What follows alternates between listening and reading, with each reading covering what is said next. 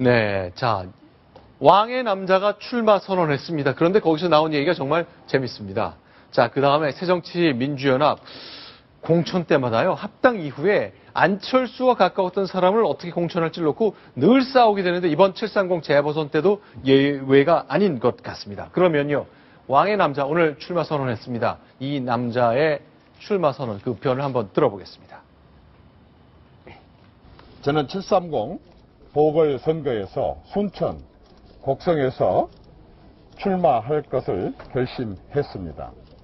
저는 예산 폭탄을 퍼볼 자신이 있습니다. 저는 이미 18대 국회의원 시절 호남 예산 지킴이라는 별명을 얻은 바 있습니다. 저는 호남 출신이기 때문에 호남에 출마한 것이 아니라 호남밖에 갈 곳이 없기 때문에 호남에 출마하는 것입니다. 호남 발전을 위해, 정치 발전을 위해 미치도록 한번 일하고 싶은 제 진심을 부디 받아주십시오. 제가 2000년 이후에 정치인이 대중연설하면서 종이를 둘둘 말아 이렇게 메가폰처럼 쓴 모습 처음 봤는데 네. 좀 정겹네요. 네. 오늘 아침인데요. 전남 순천 정원 박람회장에서 공식 출마 선언을 했습니다. 그런데 이정현 전 수석이 예산 폭탄, 미치도록 일하고 싶다. 이렇게 얘기를 했는데요. 이게 참 과하다면 과하다인데 이분 입장에서는 그럴 이유가 있습니다. 왜냐면요. 이 장소가 바로 18대 국회 때 이정현 의원이 비례대표 의원이었는데요.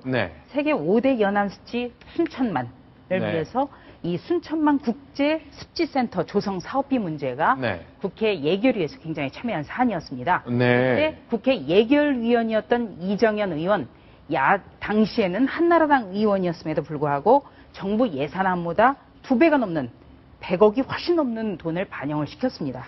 아, 그래서 오늘 예산 폭탄을 내가 그렇습니다. 약속하겠다 이렇게 얘기하는 거군요. 네. 그래서 이정현 전 수석의 경우에는 이 순천만 조성 사업과 관련해서 가장 보람 있는 예산 확보였다. 이런 얘기를 수시로 했거든요.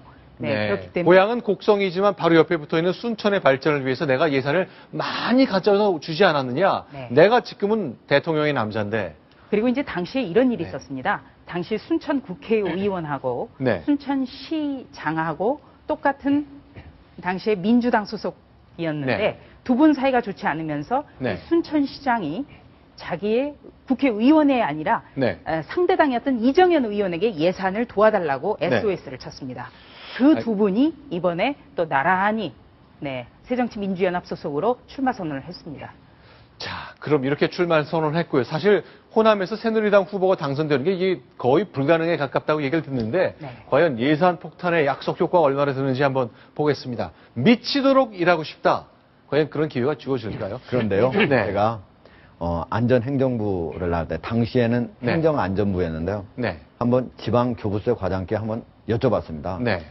예산 어떤 식으로 지방 시도에 내려주느냐.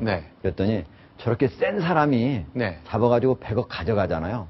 그러면 결국 다른 사람이 원래 거기 시장이나 자치단체장이 원래 확보해야 될 예산이 줄어든다고 그럽니다. 그러니까 그 지역에 갈 예산은 이미 결정이 돼 있는 거고 누구 이름으로 많이 가져가느냐 이것만이 남아있다라고 얘기를 합니다. 그러니까 시장이 따왔던 거 뺏어다가 좀 센 국회의원이 갖다 쓰고 뭐 그런 거군요.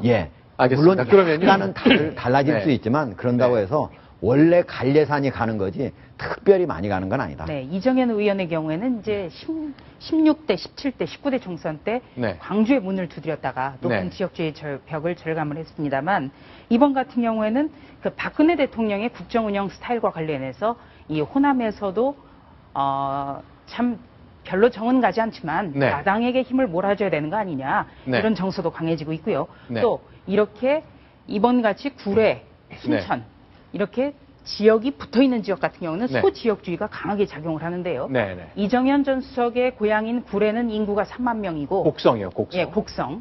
순천의 인구는 9배입니다. 20만 명이 넘죠. 그래서 이게 어떻게 될지 모르겠습니다. 새누리당은 뭐 선거 앞두고 좀 난리가 났습니다. 대통령 지지율도 떨어지고. 그래서 뭔가 회초리를 맞자, 새롭게 개혁하자. 그런 의미에서 20대 청년 정치인을 당의 개혁의 전도사로 영입했죠.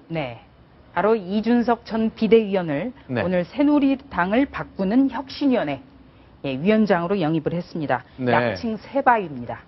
새바위요? 그게 네. 무슨 얘기죠? 새누리를 바꾸는 혁신위원회의 약칭을 새바위로 불러달라 이렇게 얘기를 했는데요. 바로 새누리당을 뿌리째 바꿔보자는 비장한 의지가 담겨 있습니다. 한 가지 재밌는 거는 이 이준석 혁신위원장이 올해 29살입니다. 이 혁신위원장 밑에 4선의 정병국 의원, 재선의 황영철, 김용태 의원, 초선의 강석훈 의원 등 이 중진들이 대거 포진을 했다는 겁니다. 29살 외부 위원장을 모셔놓고 4선 의원, 재선 의원, 초선 의원이 그 밑에 그분 모시고 일하겠다. 그 정도로 절박한 겁니까? 네, 730 재보선 네. 지금 박근혜 대통령의 인사 실패 등으로 지금 담보를 받기가 굉장히 어려운 상황인데요. 네. 지난 6.4 지방선거 때까지만 하더라도 이 박근혜 마케팅이 통했습니다. 새누리당에서는 박근혜를 살려달라, 박근혜를 지켜달라 이런 그 전략을 썼는데요. 이번에는 뿌리째 바꿔보자. 완전히 180도 달라진 선거 문화입니다. 알겠습니다.